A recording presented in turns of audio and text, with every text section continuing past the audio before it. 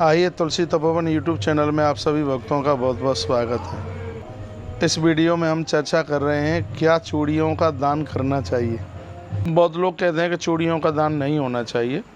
सुहाग की लंबी आयु के लिए माताओं को चूड़ियों का दान करना चाहिए। जब भी आप कथा सुनने के लिए जाते हैं, कभी आपने देखा होगा वहाँ साड़ी के साथ में माताएँ चूड़ियाँ रख देती हैं। जब कहीं मान लिया जाए बेटी ससुराल में है और उसको संतान हुई है तो जो पछ और छूछक जाता है तो उसमें चूड़ियाँ दी जाती हैं। हरी चूड़ियों का दान, लाल चूड़ियों का दान, चूड़ी के दान को भी बड़ा विशेष दान माना गया है। तो इस वीडियो में ये बात हमें आप तक पहुंचानी थी कि लोग चूड़ियों के दान को अशुभ मानते हैं, लेकिन ऐसा नहीं है। चूड़ियों का दान बहुत शुभ है। पुत्र और पुत्र की परिवार की आयु बढ़ाने के लिए माताएं चूड़ियों का दान करती हैं और चूड़ियों का दान करना चाहिए। मैं उन चूड़ियों की बात कर रहा हूं जो कांच की चूड़ियां होती हैं।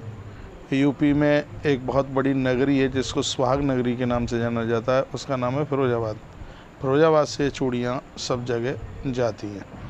चूड़ियों में भी जो हरे हरे रंग की जो चूड़ियाँ हैं, ऐसा बताते हैं ग्रंथों में ये लिखा हुआ है कि संतान जन्म लेने के तत्पश्चात उसकी शुद्धि तभी मानी जाती है जब जन्म देने वाली नारी उन हरी हरी चूड़ियों को पहनती है।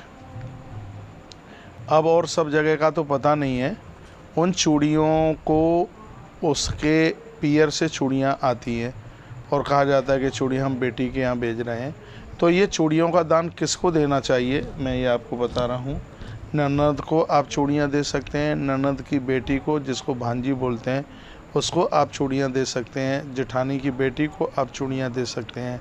सासू माँ को आप चूड़ियाँ दे सकते हैं। जो आपके पूज्य हैं उनको आप चूड़ियाँ दे सकते हैं। माता रानी के मंदिर में जब आप धोख प्रणाम करने को जा रहे हैं, दर्शन करने के लिए जा रहे हैं, 16 श्रृंगारों में वहाँ भी आप चूड़ियाँ चढ़ा सकते हैं। जैसे वस्त्र के ऊपर धन रख करके उसको ज़्यादा भारी शुभ माना गया है, उसी प्रकार से साड़ी के ऊपर चूड़ियाँ रख करके दान में दी जाती हैं। उसको बहुत ज़्यादा शुभ माना गया है, उसको बहुत ज़्यादा दिव्य माना गया है। तो इस वीडियो में मुझे आपसे चर्चा करनी थी। प्राय आप कई दिनों से ये मैसेज भेज रहे थे क्या चूड़ियों का दान होना चाहिए। तो बिल्कुल चूड़ियों का दान होना चाहिए। चूड़ियाँ का जो दान है आयुवर्धक है, आयु को बढ़ाने वाला है।